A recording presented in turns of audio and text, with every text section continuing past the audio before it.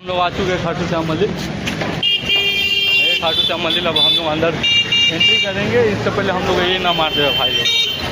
Entry entry entry entry, हाँ खाटू श्याम लग रहा है भीड़। ठीक है, हम लोग अंदर घुस चुके हैं खाटू श्याम मंदिर। हमारे दो दोस्त पीछे छूट चुके हैं। पीछे छोड़ दिया गया है, छोटा नहीं है, छोड़ दिया गया है। हम लोग आदत है दौड़ के आने के लिए, हम लोग आर्मी में जाने वाले हैं ना।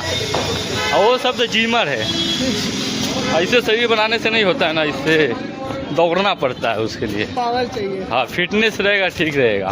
हम लोग का देख रहे फिटनेस, भाई का फिटनेस, आई वाला हिट फिटनेस, वो पावर है, पावर एक्टिव करता है।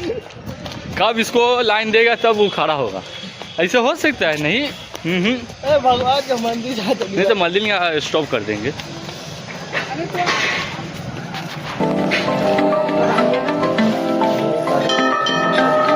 हम अपना माल ले चुके हैं भगवान के लिए, माला चढ़ाने के लिए।